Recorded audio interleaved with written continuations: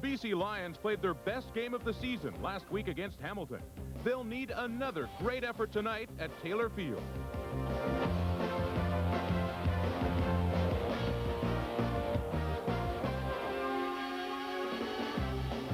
Also ahead on the CFL Report, a Rough Rider who loves his country and Western.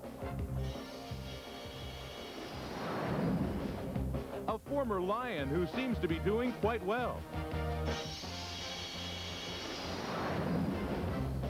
And Al Bruno, fired in Hamilton after 6 years as head coach.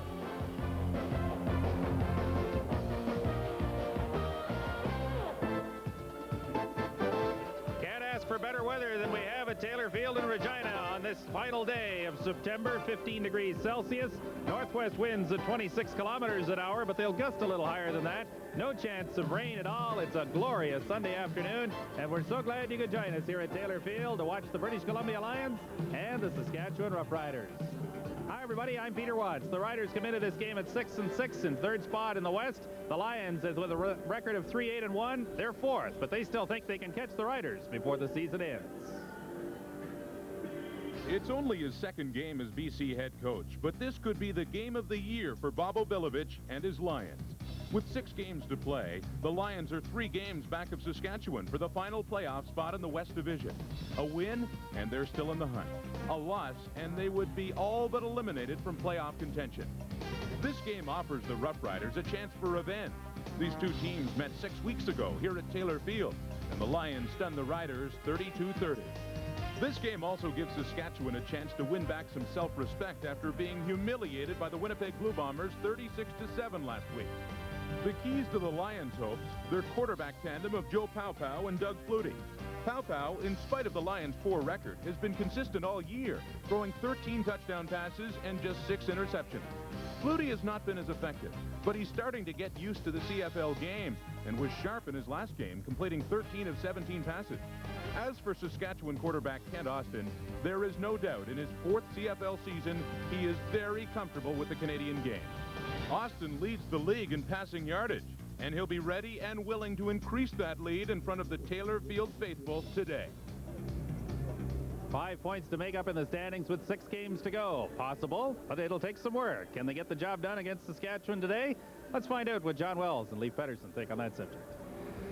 Well, Peter, the current trend for the Saskatchewan Roughriders is win big, lose big, and that seems to have been going on for the past 4 weeks or so. Is it inconsistency, Leif, or is it parity in Canadian football? Well, you know, John, I think if you talk to head coach John Gregory, he'd say, well, our team's been inconsistent in the last few weeks, you know, win one, lose one. But, you know, I honestly believe it is parity throughout the league. I mean, you look at Winnipeg going into Edmonton the other night and they blow them out. I mean, that is parity. Ottawa's winning football games, about the only team that is really struggling are the Hamilton Tiger Cats. But I think in 1990, parity has finally arrived. Well, the BC Lions would like to take a step up the ladder. They did last week with a key victory for the franchise under Bob Obilevich. Is Obilevich going to make a major difference in the stretch run for the playoffs? He will make a big difference to that BC Lion club because they were in total disarray both on the field and off, and Obi will bring that kind of stability to their football club. And I think last week you saw an indication of it already. Only 1 turnover, and I mean that is a pet peeve with, you know, most coaches, but with Obi more than anybody else. And that 1 turnover really put a smile on his face. And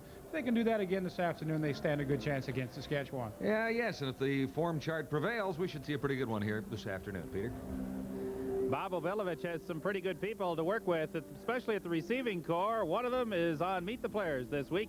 Number 1 of the British Columbia Lions, Mr. Larry Willis. BC Lions wide receiver Larry Willis is one of the CFL's most consistent pass catchers. He's averaging over 70 receptions and 1,300 yards per season since 1987. This year, despite some nagging injuries, Willis is right on track for another 1,300-yard season. Away from the game, Willis and his brother Darren have plenty of time for other games. I like to play dominoes, like to go and play cards. Spend a lot of time home with my brother now that he's been here. Just getting him, showing him around Vancouver and showing him what a nice city it is. Let's look at our hits of the week. We begin in Toronto, where Calgary running back Darrell Wallace reverses his field. Bad decision, Darrell. Argo rush in. Keith Browner lines Wallace up and lets him have it. Runner-up for the hit of the week comes from Hamilton. BC's Tony Hunter is making the run back, but he gets run over by Hamilton's Lance Trumbull. Another look. Tony Hunter becomes the hunted. We'll stay with the same game for the hit of the week. Jay Christensen makes the catch, but Junior Robinson makes him pay the price. From another angle, you can see Christensen had possession long enough to score the touchdown. A great catch and a great hit by Robinson. Good enough to be our CFL hit of the week. Trivia time. Our first clue, and of course, always the toughest. This former Lion played for BC from 1979 through 1985. Prior to the 86 season, he was traded to Toronto with Kerry Parker in exchange for Jan Carinci and Walter Ballard. About 30 minutes to go until kickoff here at Taylor Field in Regina. The party rages on across the street on the practice field, and there's the head-to-head matchups featuring these two teams the last while.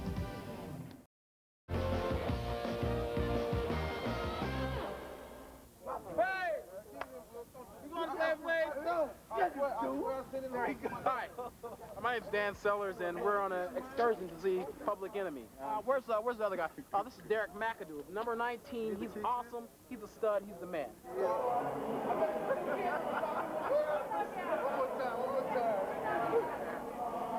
Isn't that wild? If new kids on the block, we wouldn't be getting frisked. Look at that. See?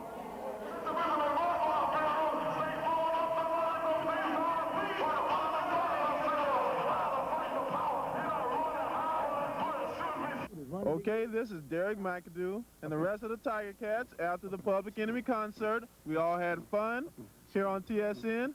And hey, if you're going to do it with TSN. Good night. McAdoo sound like a white boy.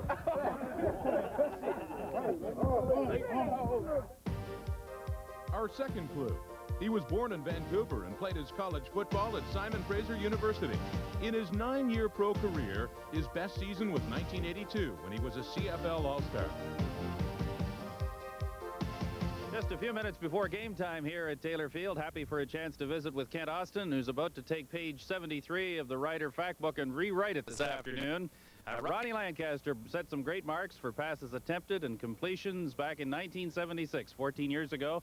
Kent Austin's about to break all of those marks today, and the mark for yardage as well. You must be pretty happy with the way this season has gone. Well, I'm happy personally. I wish the team was competing a little bit more for first place, which we still have a chance at it. But I think there's been a couple of games this year that have been pretty disappointing for us. But I guess the bottom line is get to the playoffs, and that's what we're trying to do. We talked in Hamilton about 3 weeks ago, and it may have been as good a night as you've ever had in this league. But you spread the ball around, and you used everybody, and you continue to do that. And I think that's part of the reason for the success you've had. Well, I think our offense is best when we do get the ball to everybody. We don't want to really key on any one person, because then you give the defense tendencies, and especially with the people we've got out of the backfield and across the board in the receiving core. You know, those guys want the ball, and it's best when you get it to everybody. And clearly they're doing the job because you have confidence in all of them. Well, if you look at the guys we've got, they're all proven guys, and you know, guys that have done the job quite a bit in the past, and you know, guys that can make big plays for us. So, you know, it's tough to keep them all happy, but if you can do that, it makes our offense better. Quick word about BC today. A much different team than you saw a month ago in the 2 games that you played so far. No, there's no question about it. I think they're a lot better team. I think they're better personnel-wise. I'm just speaking about their defense, obviously. Nothing against the guys that they had in there before. I just think they're more talented now with the group of guys that they've got, and they're putting more pressure on the quarterback, and they're covering better. So they're a much better team. Good luck today. Thanks. All right. Kent Austin of the Saskatchewan Roughriders. And let's go now behind the mask and meet an old friend of Kent's, a guy he's played with for a few years here at Taylor Field, Bob Poley, behind the mask today.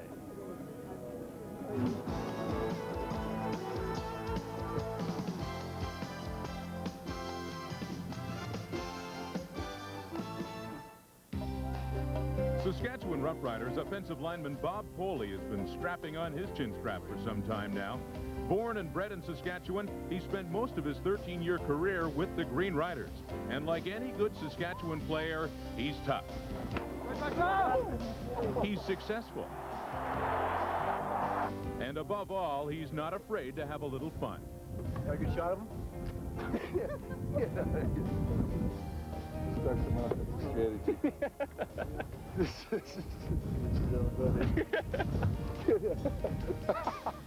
An old veteran, Al Wilson, told me, he says, you know, when you get in your latter years of your career, you'll really enjoy the game. It's just, it's true. Rough Rider practice. Get out. Oh, no, Tom. You're real popular around here. Another day at the office. One thing all professional athletes know is they will not play forever. Some prefer not to think about it. Others, like Foley, who is part owner of a local country and western bar, have made plans for the future. You know it's going to end, and you don't know when it's going to end, so you try to get something going. But it's tough. I know a lot of guys that come here from out of town, you know, this city really isn't for them. You know, myself, it was easy when we came back here. This is home, like for my family and myself. You know, we were born and raised here, and this is home. And it wasn't a big decision for me to get involved in the business here. And I enjoy it. I enjoy popping down here, and my other partners run it. They do a great job, and I'm just enjoying coming down here. You can come down here and see some of your old buddies and have a few beers and a few laughs, and it's great.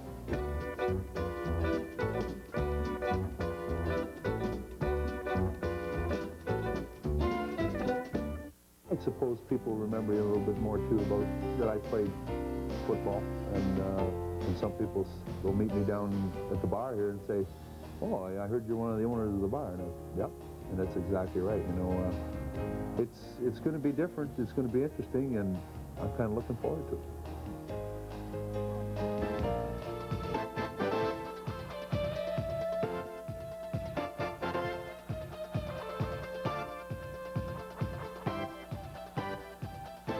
Today on the Laugh segment, we've got the center of the BC Lions, Ian Sinclair, joining us. Ian, you know, it hasn't been a whole lot of fun for the Lions this year, but I guess with that win in Hamilton last week, a little easier to go to work. Oh, definitely. You know, when you don't win, it's a really dismal attitude, and everybody's got a bad feeling about the practice. But when you win, it's up, and everybody's joking around and getting back to old BC Lion fun football again. Makes a big difference. Well, listen, you're here today to have some fun with me, and on this segment, you get to tell me your best joke or funniest football-related story. And if you make me laugh, which has been kind of tough to do the last few weeks, you will win the TSN hat. Now, if you don't, I'm going to be all over you in a hurry. Are you ready? I'm ready, Lee. All right, give me your best story. Okay, try this one. We're playing golf after the season one year. Gerald Roper, Jim Mills, under the rope. Old quarterback of ours, Donnie Yates, and myself, and we're in Hawaii, playing this really nice, prestigious golf course. Can linemen play golf? I mean, well, some of us can, and seeing a Roper's on the tee, well, he's not good. Okay. And so he's the kind of the focal point of our story here. See, Gerald's up, and he's lining up on the ball, and he's a good 2 yards in front of the tee box. So the course marshal comes up, and he says just loud enough for us, and me and Jim and Don, so Gerald can hear it, is, "Doesn't your friend know the rules of golf? Rules state you have to be between the tee boxes or behind them." Gerald kind of looks back at him, goes to hit the ball. The guy says, "Excuse me, sir, but the rules of golf state you have to be between the tee boxes or back. If you're going to play this course, you're going to play it right." Sure. Roper gives him just one of his mean looks, you know, looks back at him, lines up to hit it again. So the guy says, hey, this has got to stop, to me and Jim. This has got to stop. You cannot be in front of the tee box. We're not going to allow this on our course. Roper turns around and says, "Can someone tell it's my second shot?"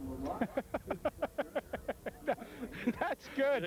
No, I like that. That's great. No, you get the hat for that one. Because, I mean, I could see the rope. I mean, all 280 pounds giving it to... That's perfect. Thanks for coming on. Thank you, Lee. Thanks a lot. All right. I might have known that anything involving Gerald Roper would be a little amusing. Well, the essence of good football is one-on-one, offensive line against defensive line. Some Calgary offensive linemen on the best people they play against. This week on the CFL's Best, we went to Calgary to find out who the Stampeders thought was the league's best defensive lineman. Mike Walker recently, he's been one of the toughest. Pete Caton used to be with Winnipeg. He was a tough one. Most of the guys I find that are good defensive linemen usually have a combination of strength and quickness, and those guys had those. It seems like everybody's good.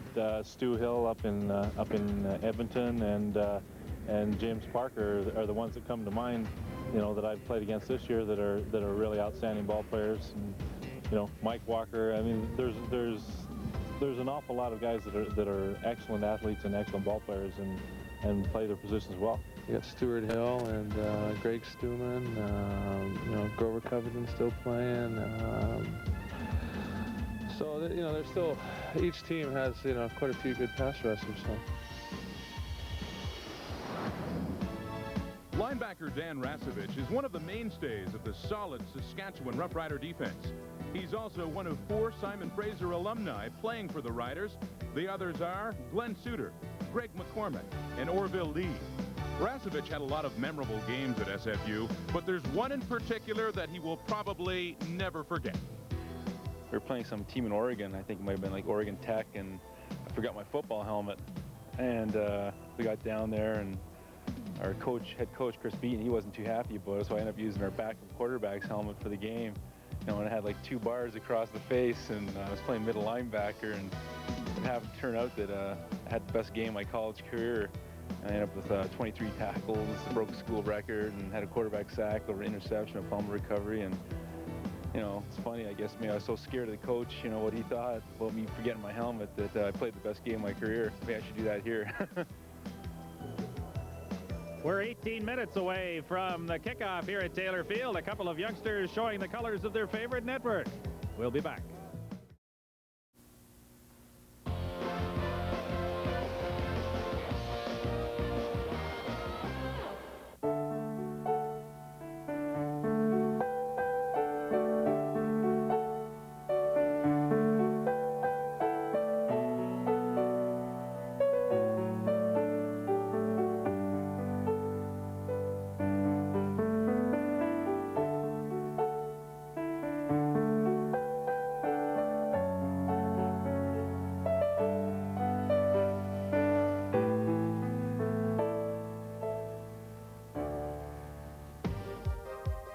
Our final clue, he was a very popular defensive end during his tenure with the Lions.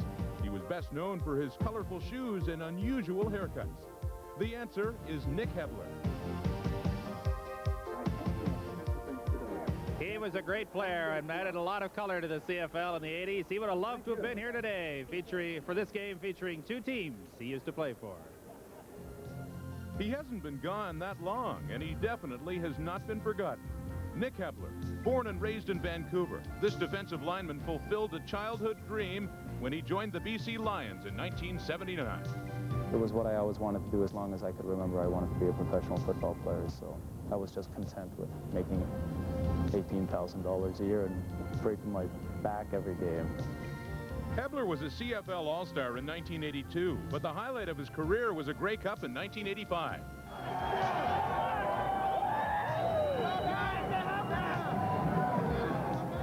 The Grey Cup, most definitely. Anytime you're a competitor and you reach the pinnacle, you reach the Grey Cup and you come away with a victory, it's something that you have. There's been a lot of money spent in between then and now, but the ring is still on my finger. As a personality, every year was a good year for Hebler, his gold shoes and his ever-changing hairstyle. That was just a way of making people notice you, you know, and if you've got the orange shoes on, you're going to stand out a little more, and if you've got 40,000, 50,000 people watching, you know, if you're not doing your job, then they're going to say, well, look at that hot dog out there, you know. It was just a matter of adding a little more pressure to myself to perform. He played 7 years with the Lions before his worst fears were realized. He was traded. It hurt me a lot to leave this city. I mean, it's paradise out here. I was born and raised here. I thought I was playing the game as well as most people were playing the game, if not better, if you ask myself anyhow. These days, Hebler is doing some promotional work on radio and planning a business venture with some old teammates. I'm looking at opening up a trucking business in Vancouver, actually. We might go a little bit south, but we want to stay on the West Coast. A former roommate of mine, Neil Quilter, out in Saskatchewan, and Bill Norton, who both played 8-9 years in the CFL. We're looking at expanding Neil's company out of Dallas into Vancouver and getting into the freight business. Cars Stars and women come and go, but Grey Cup champions live forever. Thank you, CFL. Bye con Dios. Nice little piece there. I don't think I would have known Nick Hebler if I bumped into him on Granville Street. I wouldn't have recognized him either, but boy, he was a character and fun to see him doing so well. Let's look back to Week 12 and pick our players of the week. I'm going to the Argonauts this time, and I think there was a running back and a punt returner, kick returner, pass receiver who had a pretty good day. His name, Michael Clemens, and he had 298 total yards against the Calgary Stampeders last week, 73 receiving, 100 yards rushing, and a few on kick returns as well, so he had a pretty good day. He's had a great year so far, hasn't he? He's been an exciting player to watch, but another player that is carrying off right where he left last year is Greg Battle of the Winnipeg Blue Bombers. He was runner-up as the defensive MVP last year to Danny Bass of the Edmonton Eskimos, but last week, in that big win over the Saskatchewan Roughriders, he had 13 solo tackles, which is a high in the CFL this year, and Greg is my player of the week. He had a super week, and not a bad game this week, too, against Edmonton. I think we agree with each other for the first time in a long time. I don't like it, but I think we did. All right, Peter. I think Mike Clemens might be player of the week next week after the effort he put in against the Hamilton Ticats last night at the Sky Dome. We'll have more on the CFL Report from Taylor Field after this. Just under 11 minutes to go. It'll kick off here at Taylor Field in Regina. In Ottawa at this hour, Calgary leads Ottawa 27-8 in the third quarter. That's where we begin around the league. Late front runner, big night for Tom Burgess at Commonwealth Stadium in Edmonton Friday. He threw for 290 yards and 4 touchdowns. One of the passes to Rick House. And Robert Mims crashed over from a yard out as the Bombers ended Edmonton's 16-game home winning streak. Great night as well at the Sky Dome in Toronto on Saturday for Rick Foggy. 7 touchdown passes to tie a club record held by Tobin Rote. And for Darrell K. Smith, who got 4 of those passes to tie Dick Shadow and Bill Simons for another club record. A big brawl at the half. 5 players thrown out of the game. The Ticats lost the brawl. They lost the game. They've lost 6 in a row. They're at the bottom of the standings with Ottawa to play Calgary today. Winnipeg and Toronto stretch their advantage atop the Eastern Conference. They have a home-and-home series starting next weekend. Edmonton leading Calgary by 5 and Saskatchewan by 6 with the BC Lions trailing with just 7 points. Not a great day for David Beckman, who stopped in for Al Bruno last week. Bruno let go after his team stumbled to a 4-8 record, despite playing much of the season with the league's longest injury list, up to 10 players missing at any one time. I had nothing to prove. I've done what I had to do. 4 Grey Cups. We won a Grey Cup, and we won 12 ball games last year, the most in the club's history. And I guess all that goes down the drain, and I'm the fall guy. I got to lead. This week on Fans Corner, we went to Vancouver to ask BC Lions fans if they're happy with all the changes made with the Lions the last month. Forget about PESM wars and all that sort of stuff. Let's do something for the poor Vancouverite who suffers through an awful lot of losing teams. I think it's great. I'm actually not following it that close. Hi, everybody. You're not? No. My roommate, he's a Lions fan. And what's he think? He thinks it's great. I think they're great. Bobo Village is going to do a good job. I am so happy with the new head coach, and this will take me to the ball game, because the Lions will be really something good now. Well, anything's better than nothing, that's for sure. It's about time they did something, that's for sure. All right, time now to open the viewer mail, and this week's letter comes from Trevor Evans in Winnipeg, Manitoba. Dear Leaf, which team do you think has the best linebackers in the league? My brother thinks Edmonton, but I don't think anybody touches Winnipeg's linebackers.